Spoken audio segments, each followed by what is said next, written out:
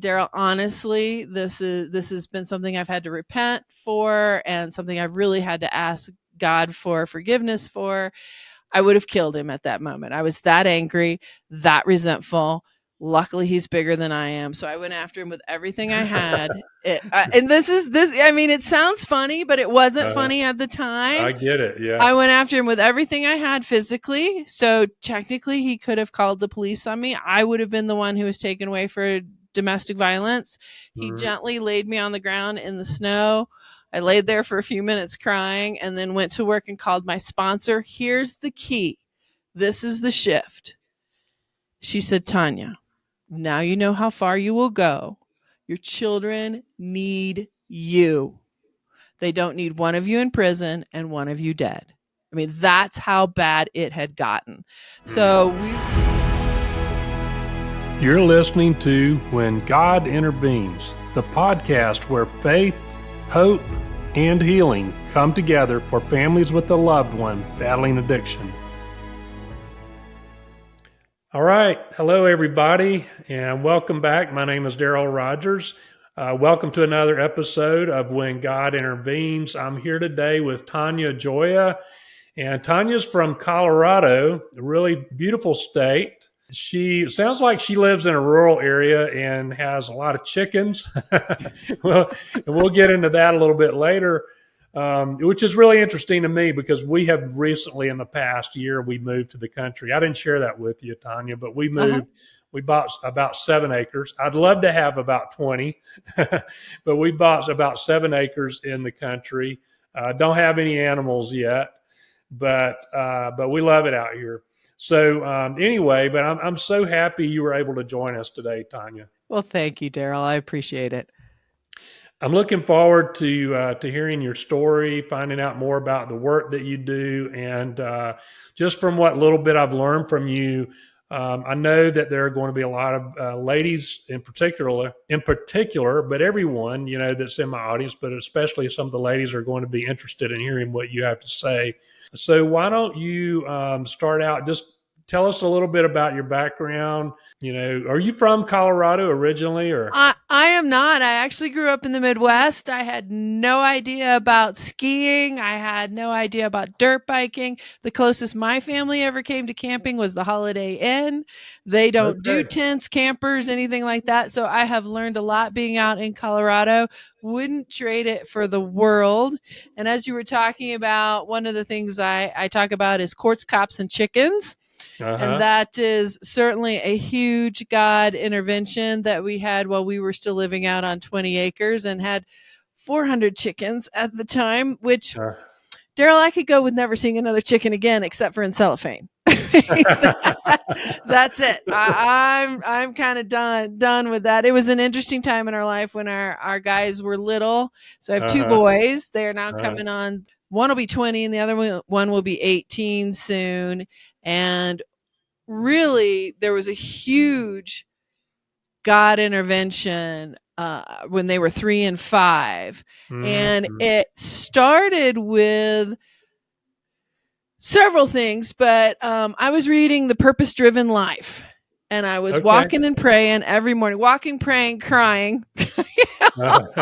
Anybody who's been in the situation is like, okay, I've done everything I need to do. And that's what I often tell women is I've probably done everything you've done. I have pleaded, begged, kicked, screamed, cried, had that fit. In fact, we had a very painful episode that was me. This was not my husband. It was me. And this one I often tell because the person who may not be using the substance, it doesn't mean that they are emotionally in a place of stability. Oftentimes we are really dysregulated, 1, because of fear, and 2, because we don't know what to do. So that was a big piece where I reached out for education. I was already in Al-Anon, and we lived 22 miles from town. And I had asked my husband to get some milk. I have 2 small kids. Can you get some milk? And we were doing what a lot of couples do. He was going to work early and I was going to work late, so we didn't have to spend a lot of time on childcare. So he came home during nap time. The boys were in bed. I came out to get in the car. Where's the milk? There's no milk. I'm an up. I definitely am the angry, and he goes down. So he said, I don't have it. And Daryl, honestly, this has been something I've had to repent for, and something I've really had to ask God for forgiveness for. I would have killed him at that moment. I was that angry, that resentful. Luckily, he's bigger than I am, so I went after him with everything I had. And this. I mean, it sounds funny, but it wasn't funny at the time. I get it. Yeah. I went after him with everything I had physically. So technically, he could have called the police on me. I would have been the one who was taken away for domestic violence. He gently laid me on the ground in the snow. I laid there for a few minutes crying, and then went to work and called my sponsor. Here's the key. This is the shift. She said, Tanya, now you know how far you will go. Your children need you. They don't need one of you in prison and one of you dead. I mean, that's how bad it had gotten. So we are in this locked horns power struggle over. I mean, talk about silly, Daryl. This is about milk, right? This is about milk. I could have gone to the store. He could have gone back to the store. But in my mind, I had blown this completely out of proportion that, you know, he can't take care of us. He doesn't love us. He's not paying attention to us. Some of this was true. He did love us. Yeah. But the awareness that other people had needs when you take drugs, when you use alcohol, when you do video games. So I don't put any addiction as worse than others. When we step out and we numb ourselves because we cannot manage our emotions, because we are dysregulated from whatever, whether it was trauma, whether it's what's going on presently, those types of things. It's the Gabor Mate theory of where is the pain? So what I didn't understand at that time was my husband was dealing with a lot of deep pain. He was dealing with a lot of deep issues. He had learned, unfortunately, from his family to manage this with substance, right? What did I learn? Manage it with anger. So look at who's the abuser in this situation. Yes, he didn't do what I asked him to do, but I took it to a physical level. That is never acceptable. So I'm speaking to all the women out there. It's not acceptable for him to get to a physical level, but ladies, it's not acceptable for you to get to a physical level. And there are a lot of men who will not deal with that because they're like, oh, well, she hits me. It's not a big deal. It is a big deal. That's not okay. And in the body of Christ, not to treat people with respect, love, and kindness, it's not okay. So that's what happened, but let's unpack what really happened. I am trying to hold this family together. I don't trust him, and I don't trust God to provide the answers. I am doing it out of sheer will and force. And my motto at the time, Daryl, was either help me or get out of the way. So I'm educated, I'm talented, I'm well-spoken. I can go make the money and fry it up in a pan. I can do all these things, but I couldn't make my family look the way I thought it should look. And the more I forced, the worse it got.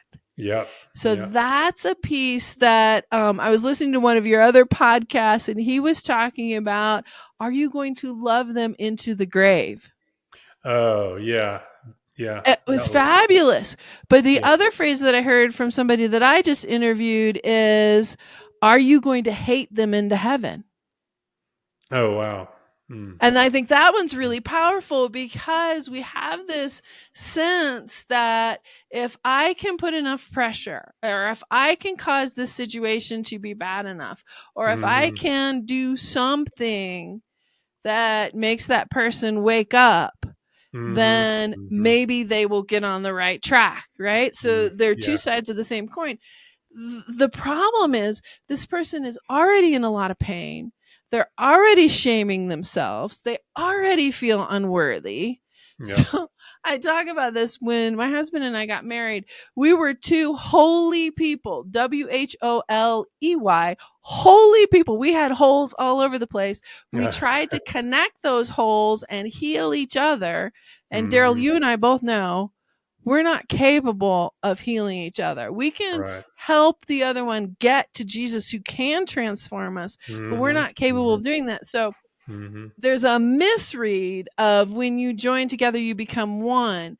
Mm-hmm. What really it's about is two whole healthy people joining together and creating a new entity under Mm-hmm. God. They're creating Uh-huh. this new healthy entity. But no, we came together in this enmeshment style relationship and created even more of a mess. Yeah. Yeah. Neither one of us, even though, we could label him as the person using substance, neither one of us was healthy. I was using the relationship to build my self-worth, and he was using substance to make sure he was okay and he could function. Mm-hmm. Our total unawareness of what healthy looked like Mm-hmm. created this Mm-hmm. enmeshment, and now we'd brought two little people into this. Right. Yeah.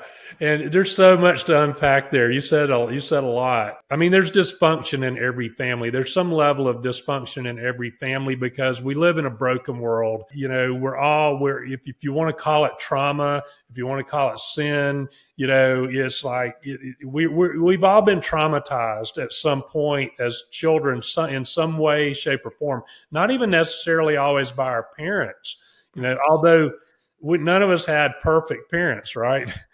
And so we bring those traumas into a marriage, and then we end up traumatizing our kids, to some Absolutely. extent.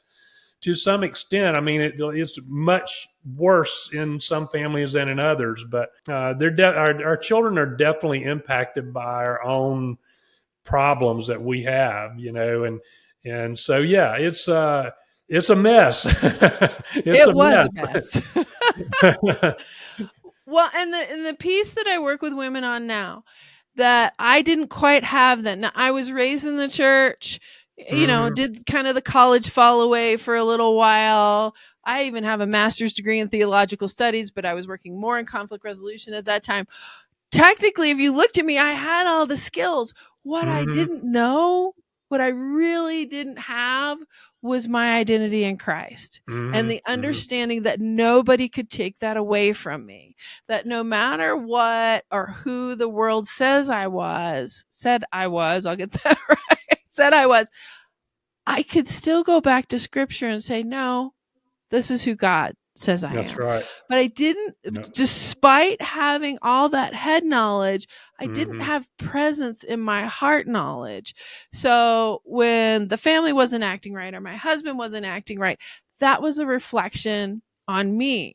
It's kind of like this little story of um, this family has had their house robbed, right? Hmm. But the woman is in there busily cleaning up because she can't stand the thought of the police coming over to a messy house. Uh-huh. I mean, how confusing is that when they need to come over and see what's really happening, but she's going to cover it up. So that's where I work with women is who and whose you are, coming Hmm. back to that identity piece, Hmm. because then we need to go into, and here's the whole program, values, vision, right? And Hmm. then the actual application. So we need values, vision, voice, because what happens often is, so in the story that I told you, in a way you'd say, well, Tanya, you had a voice, you're yelling at him, you're all over the place. But no, that was just a cover voice for how Yeah. sad I was, how hurt Hmm. I was, how Hmm. confused I was. Anger feels powerful when really it's probably one of the weakest things that you can do. Yeah. Yeah. That's really good. Yep. Hmm. I agree 100%. There's a couple of different things you hit on there, and you may have seen me taking some notes over here, and it's because I don't want to forget. I don't want to forget to come back and talk about some of these things. One of the things you talked about earlier was control. Mm, Trying, attempts to control other people, and that always ends in frustration for both parties, right? absolutely. And Well, go ahead. yeah, I was just going to say it's really and look, we're all guilty of it. And look, um, big time over here. So so I'm not pointing any fingers at anybody here, but it's really a lack of trust in God. You know, it really is, especially when I talk to parents about their children.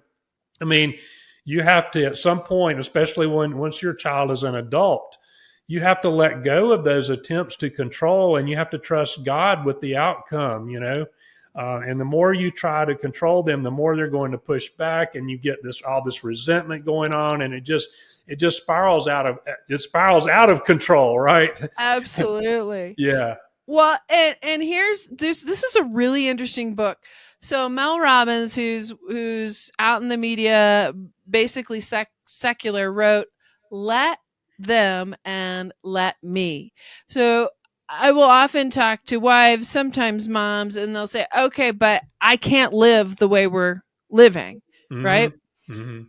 The one thing you can control is you and your actions. Yep. And the idea that we didn't create it, we can't cure it, and we can't control it, and we didn't cause it. That's Mm-hmm. true.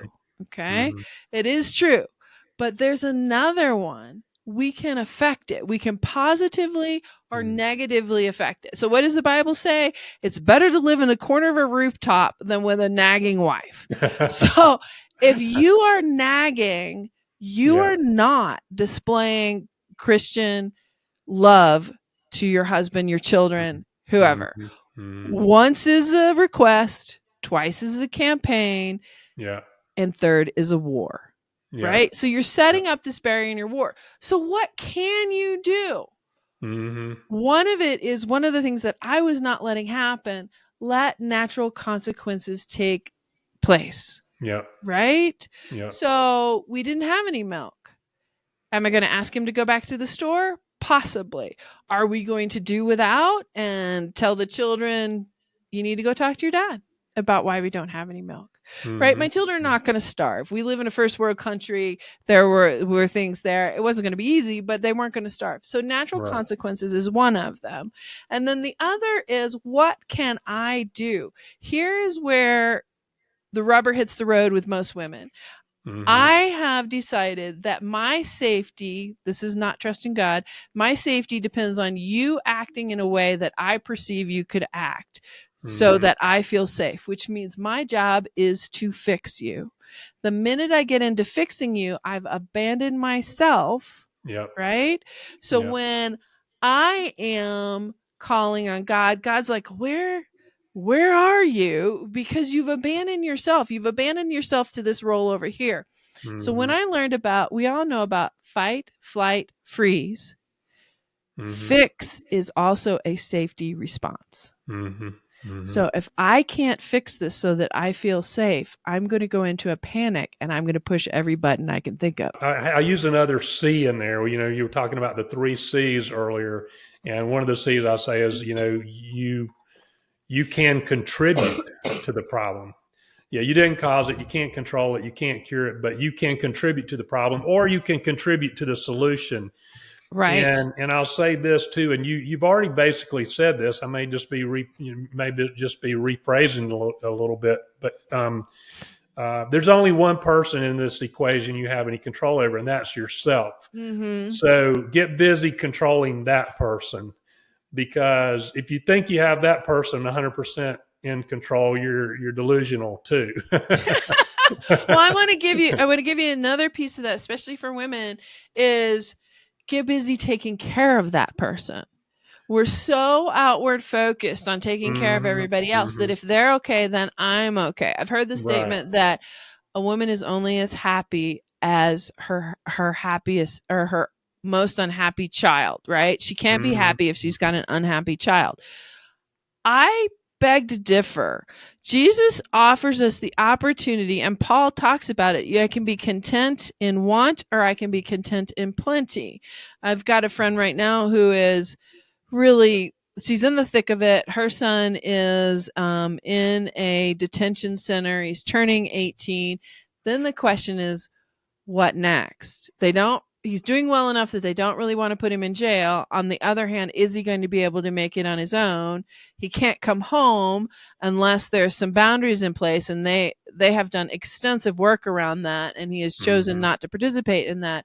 So then you look at this and you think, okay, do I need to stay home and be miserable and woe is me and not show up at work and tell everybody, what's going on and all of the pressures that I'm facing? Well, I think there's a close circle that need to be supportive and be there Mhm. for you. But Mhm. that's not how Jesus asked us to live our lives.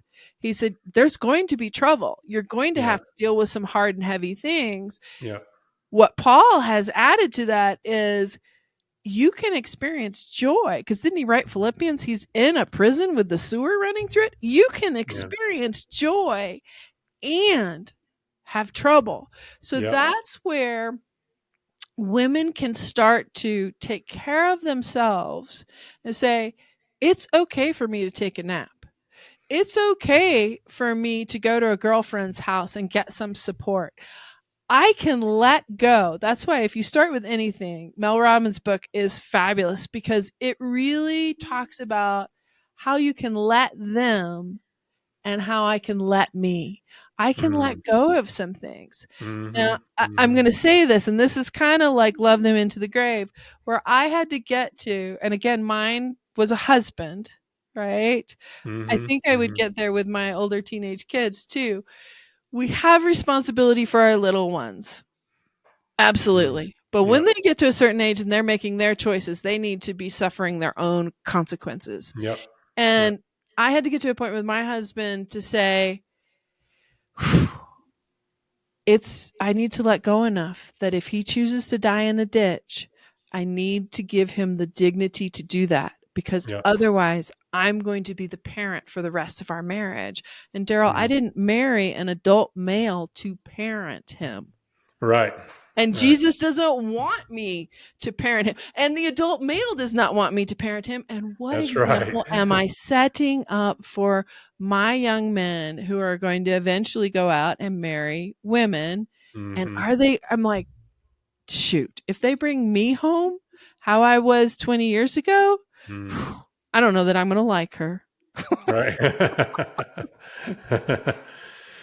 uh, I do see situations with women who I was sharing with you earlier before we started recording about they get resentful over the fact that their husband is leaving them in a situation where Mm, they're having to take care of the family, and they're just like, why can't he just stop using, yes. and I don't know. Can you speak to that just a little bit? Sure. And we say it about our kids too. Well, Hmm. let's look at this in this situation. One, probably that woman has taken on too much responsibility. She should have Hmm. backed away earlier. But that's hard because it is very much like the frog in the boiling water. It's a slow creep. I Hmm. didn't take Hmm. this on. There can be the scenario of where before the kids came, we used to go out and party together. Everything was fine. We were kind of on this Hmm. level footing, blah, blah, blah. I quit. He didn't.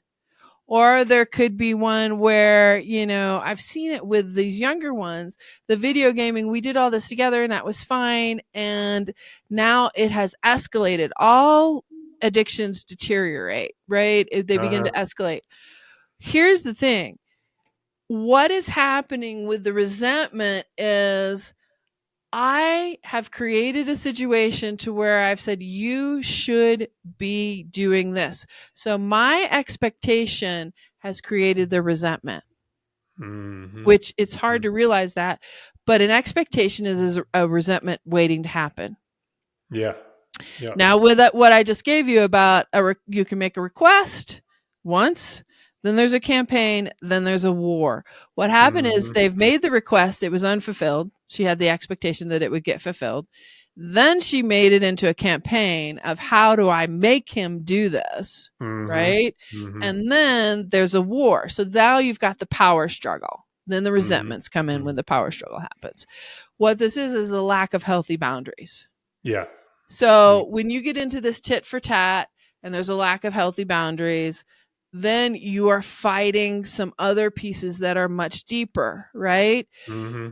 Daryl, I can still tell you that nobody grows up and says, look, I want to drink all day. I want to play video games all day and I want to feel good about myself. Hmm.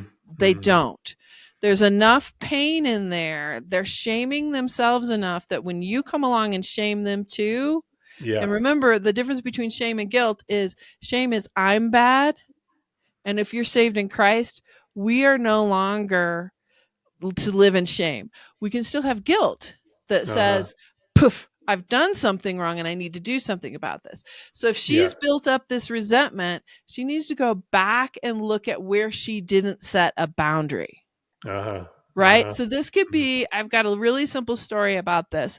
My husband worked at night. He wasn't coming home till late at night. We lived out on a ranch. I'm worried that he's dead in a ditch somewhere. I haven't let go of this. And I went to my Al-Anon group and I said, guys, I'm staying up late. I want to see him when he comes home, all those types of things. And I can't get up in the morning to take care of my kids. I'm exhausted. I'm exhausted all day. I'm snappy, all those types of things. And I've told him he needs to be home by 11 o'clock.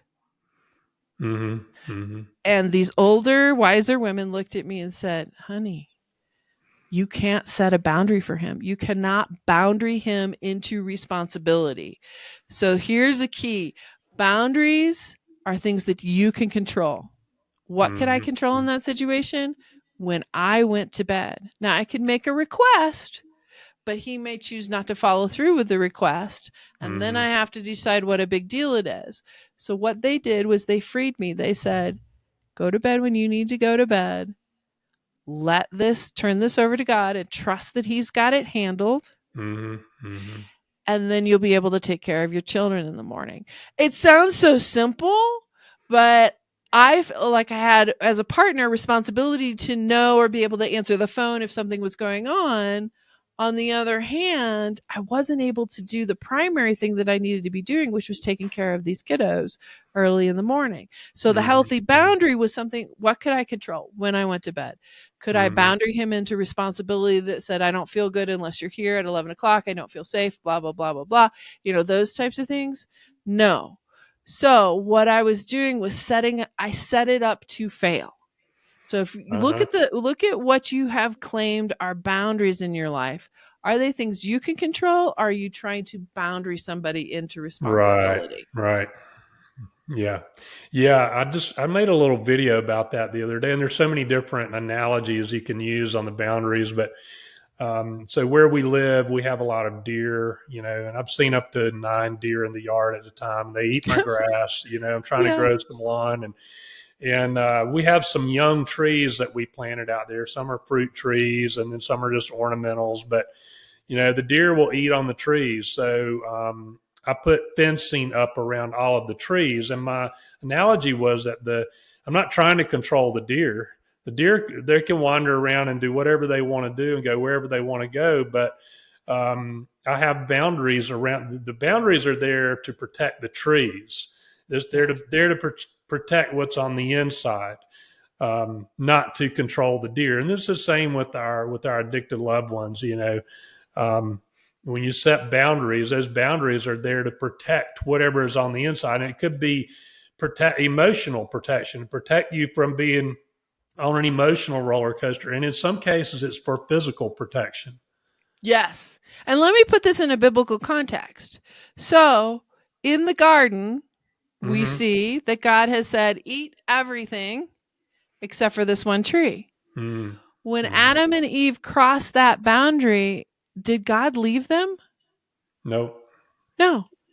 He said, okay, I've given you more access than you're able to manage. Right? You couldn't handle the responsibility. So I'm going to have to change your access, which means I'm picking you up and putting you outside of the garden. What else did he do? He spoke with them. He talked them through it. He said there will be some consequences. And then he killed the first animal and made them close. So especially when you're working with children, have you given them too much access, more than what they can handle? Either emotionally, physically, financially, is there too much access going on? It shifts some with adults, but with kids. So can I give you another little story? Yeah, sure. Yeah. I'm really proud of my now 20-year-old. He was 16 and I thought, let's learn how to use a credit card because most of these kids are not going to use cash. It's going to be Venmo, it's going to be credit card, it's going to be all these things that, you and I learned by doing cash, but that's just not a reality anymore. Right. So anyway, I said, let's give him a junior credit card, and he was driving. So I wanted him, if there was a flat tire or if he needed gas or something had happened, I wanted him to have some access to money. And he came to me in this office in the pink room and came to me about, I don't know, 6 months later, and he handed me the credit card and he said, I can't manage this. Wow. He said, they had vendors at school. He said, I've been getting candy bars and sodas and all this stuff that really shouldn't be in school anyway. He said, I've been using this credit card for this. I probably owe you. I said, well, let's look it up. He owed me $90. He said, I'm going to pay that back. But he said, I can't manage this. So what I had done is I had given him too much access, and he didn't have the responsibility level to handle it. Where this becomes really important is in emotions. Have you given over too much access to somebody who doesn't have the emotional responsibility to handle the access that you've given them? And then you're thinking, okay, well, who can I depend on? Who can I trust? Who can I really have show up and love me? Because we've tweaked this uncomfortably in that we're really looking for love and connection. But when your loved one is using videos, pornography, whatever, they're connecting over there instead of connecting with you. What can you do? That's where you need to take it to Jesus. That's where you need to say, okay, I've given too much emotional access to this person because they can't fill me from an empty cup. Their cup is empty. How do I get full? And that's where all the head knowledge is not going to help you with the presence of Jesus. That's where you get in scripture, you do the laments, you do the quiet sitting, you do all the things that will connect you to somebody who loves you deeply, who wants the best for you. He's never going to lie, never going to manipulate, never going to cheat, never going to be gaslighting is one of our favorite terms right now, or narcissistic, or all of those things, because we're running to resources, food, movies, friends, this spouse or child, to try and fill us when there really is only one source. That's right. You have to get the filling from there. So it's a misguided attempt. So the resentment is, Daryl, I've come to you. I've said, I need you to do whatever. Take the garbage out, clean out the garage, take me on a date, whatever that is. And you're not able to do it. So those are legitimate needs. How do I get the legitimate needs met? And then how do I begin to set boundaries and say, all right, if you're not able to help me with the garage or clean the house, maybe we need to make a budget piece that says we need a housekeeper, because I can't manage that, the kids and the job that I have. But there will come a time, if the addiction escalates, that you're going to have to draw some harder lines. You can do it with love. This is not the enemy. And that's the hardest piece, is looking at that person with the addiction and to say, that is a hurt person who is spiritually sick. That's what we know. And I don't want to, I love this phrase, I don't want to love him into the grave, and I don't want to hate him into heaven. But I'm not, God never wanted you. He already did the sacrifice. He doesn't want you to be the sacrifice for them. I think the love, and I know I just talked to somebody about this not too long ago, and I can't remember when it was, and maybe it was on another interview, but this is something that's really been just in the forefront of my mind lately, is about loving people. Most people, I think in a lot of people's minds, that means being non-confrontational. You know what I mean? Like, you love somebody, then you don't ever speak harshly to them, And what I would say is that there's a balancing act that you have to strike there. In other words, you have to, number one, get your You have to make sure that your motives are pure. If you're confronting someone in love about something, you're having a hard conversation with them. Are your motives pure? Number one. And then if the answer is yes, you cannot allow yourself. I think a lot of times those are really hard conversations to have. And sometimes people are so scared of the pushback or blowback or whatever, that they'll just not have the conversation, or they think it's not loving to have that conversation. And sometimes the most loving thing you can do is tell someone the truth that they really need to hear. But it's how you do it that is important. Yes. It's how you deliver it is important. So you have to be in control of your emotions, not allow your emotions to drive you or to get out of control in the middle of that communication. Does that make sense? Perfectly. And that's what, so the therapeutic term is regulation versus dysregulation. If my person is already dysregulated, then I'm probably feeling dysregulated too. How do I get regulated before I have the conversation? And the other key is timing. So I work with a lot of programs where we really talk about timing. When they are in the process of use or coming down off of that use, video games, pornography, whatever is, or substance, that's not the time to talk to them. So what you need to do is spend some time studying when they are in their most sober state. What does that look like? Typically it's early in the morning. What does that look like? And then you ask permission. I have some things I'd like to talk to you about. After having first regulate, you need to be regulated, because we will either borrow your dysregulation or you will borrow my regulation, right? So I don't want to walk away dysregulated. I want to maintain my peace, right? We're back to Paul. We can maintain peace in any situation. So by having that hard conversation in a place where I am regulated, ask permission, have the timing, and then I have to have a boundary. If they're going to blow up at me, if they're going to name call, if they're going to yell, if they're going to get physical, I need to be in a space where I can remove myself. I can't control them with a boundary, but I can remove myself. So there's a lot of steps to this conversation, rather than, this is where we get into trouble, rather than I'm in the kitchen making dinner, they come in totally dysregulated. I know things have been going on. I knew it the second the car pulled up. Can I stay regulated through that? Because that's not the time for the conversation. So that is a really hard sequence and choice. You don't even have to be in an addictive relationship to know that there are times where you should not be having that conversation, because you don't have yourself in control. Because what does God say? He says that the tongue is probably the most dangerous body part. The most dangerous weapon, and especially for women, right? Because it's one of the things that we're really good at. Oh, yeah. And we can use really well, and we cut. And even though the males in your life may look Stonewall, you're cutting them. They can feel that.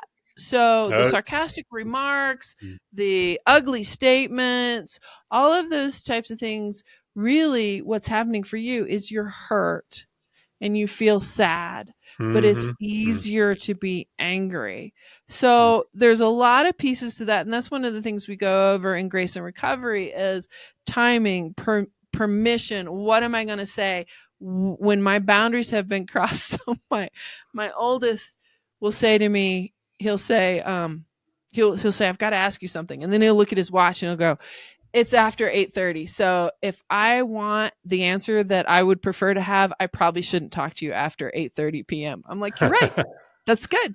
So that's a very simple boundary that doesn't have to do with addiction. But I know after 8:30, having gotten up at 4:30, I'm beginning to shut down. So I've trained my family to say, if I want the answer I want, then coming to me at that time is not a great time. It's the same thing with the person who's trying to deal with the person who's struggling with addiction is if you want improvement, coming to them in bad timing is pretty much guaranteeing a fight and power struggle.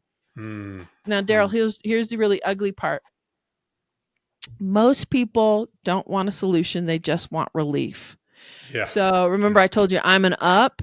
So by Yeah. yelling and raging at my husband, I did get some relief. Yeah. Just Yeah. like somebody going out and smoking pot, I did get some relief. Mm-hmm. Did it Mm-hmm. solve the problem? Did it make it worse? So I got this instant relief, just like using a substance, but I made the problem worse, hid Uh-huh. my pain, and became the bully in the relationship. That is It so was a no good. win. Yeah, that is so, so good. Yeah, thank you for sharing that. Um, yeah, you're so right. I mean, solutions are difficult, right? There's a lot of work involved. Relief is temporary, but it's easy. It's like Yeah. instantaneous. It's easy to get that relief, right? So yeah, you're right. People want to go for the relief. Um, And for a lot of women, it's either this anger blow up or it's mhm. stonewalling, the silence, I don't talk to you, or unfortunately for us in this country at least, it's food. And then we've Yeah. just with all of those choices, we've just compounded the original problem, Hmm. right? Hmm. So Hmm. one of the release valves is to make your list of 10 things you could do instead of doing whatever action it is that yes brings relief but causes you long-term issues. Hmm. So maybe that is he walks in, I don't like the behavior that's going on. I'm in the middle of dinner. I've done this before. I've said, okay, I can't continue with this, but I'm hungry. The kids are hungry. You're in no state to go out. I'm going to go get the car keys. Would you like me to bring you back anything? Because Hmm. I'm at the point where I cannot deal anymore. Yeah, I I got get young it. kids. Yep. They're hungry. I have availability to go out, had the money to do that. Didn't Hmm. want to be in there, but Hmm. hungry, angry, lonely, tired are an issue. So I'm going to go solve my issue, Hmm. Hmm. right?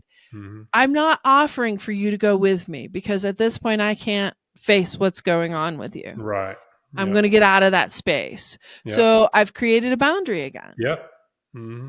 Now, when you come home and all is well and you're sober and all those things, I may say to you, hey, reward the behavior you want, not the behavior you don't want. That's right. Hey, Yep. it's so Yep. nice to have you here. Sit down. Let's have a long conversation. I've Hmm. made dessert. I'm even going to make some coffee after dinner. Let's sit here. Reward the behavior you want. Hmm. Hmm. Yeah, I agree. That's really good. Um, so you talked about joy in the midst of the chaos. You can find joy, and there's a process for that. Take me through that a little bit, and then just tell the listeners, and kind of in the process maybe of going through that, about your work and your process, and any and how they can get in touch with you. Sure, absolutely. So I've been reading a book by a 103-year-old woman. If I can pull it up, we'll leave you links on what it is. And one of the things she said was, when you think about how water flows or how a river flows, or man, if you've had a leak in your house, that water gets in some way, right? Hmm. So God has given us this gift of joy. And Uh-huh. even when the boulder seems in the way or all the trash gets in the way, look at where the joy is leaking in. Somewhere it's there. So what we focus on expands. If I'm going to focus on the trash, and we often make the person with the addiction the trash can. If you were sober, then the mortgage would get paid, the kids would be fine, the car would run, the dog wouldn't be having these issues, all those things would be solved. We know really cognitively that's not true. So look for where the trickle is around the boulder. And since I live in Colorado, we've got a lot of mountain streams. Look for where the trickle is. It may not be a huge trickle. We were really struggling when my youngest was born, and it was just before Courts, Cops, and Chickens. But sitting down and holding him and nursing him and cuddling him was such a great joy that when I began to focus on that, I could get meals on the table. I could get diapers changed. I could get those things done. There Mm. are read Philippians. There are tons of passages about joy. It is taking your thoughts captive, looking for the trickle. God is constantly putting, the sunset, the sunrise, the stars, all those things. He's constantly putting things in front of you that are joyful.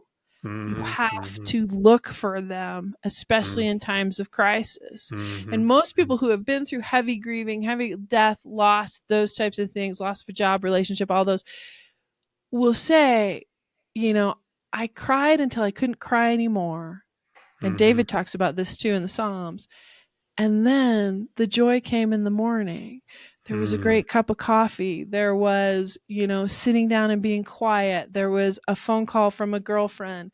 The other Mm-hmm. thing for joy, I would say, is don't isolate. So Mm-hmm. often what we do when there's addiction, when there's something we feel we can't talk about, we isolate. Yeah. And by isolating, we're moving away from God's community. He never meant us to be alone. So we're Mm-hmm. moving away from those things that could bring us joy. We're moving away from those people who could bring laughter. Some of our greatest comics have come out of rotten circumstances, but now they're Mm-hmm. able to build the joy and the humor in there. So where am I? I'm over at TanyaGioia.com. I also run a podcast called Faith Over Addiction. We talk about very similar things to Daryl. We focus in on your identity as a woman. And then I also run a program called Grace and Recovery. And we look specifically at your values, your vision, and your voice and how you want to use that. Because I Okay. don't think any woman really wants to scream at her husband and her kids. Right. It is momentary relief that brings long-term consequences. Mm-hmm. Mm-hmm. Yep. Absolutely. Well, Tanya, I've enjoyed having you on the podcast today. I mean, enjoyed getting to know you a little bit better. And so many nuggets of wisdom that you dropped today. And we need to do this again. Please, I'd love to. Yeah, it's the ADHD. I claim it. I'm like all over the place. But if you can follow the trickle, Yeah. there are some nuggets in here that'll be No, usable. there's a lot of good stuff. Really good. And that's what I would say to women as a takeaway is, where are you feeling overwhelmed?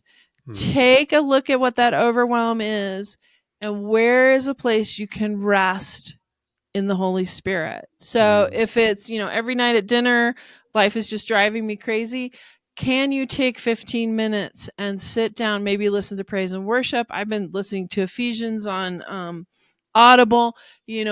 Where can you sit before you go in and tackle what could be difficult for Mm-hmm. you? So that self-care is not about nails and manicures and That's having right. nice clothes. It's Mm-hmm. about getting in the presence of Jesus and saying, I can't do this by myself. Mm-hmm. Can you fill me? Can you give me the strength to do this? Yeah. Yeah. That's good. That's a good note to end on. Well, I can tell that God has definitely intervened in your life. and I've really enjoyed the conversation, Tanya. And I hope to talk again soon. Thank you for being here. Thank you, Daryl. Thank you for all the work you're doing.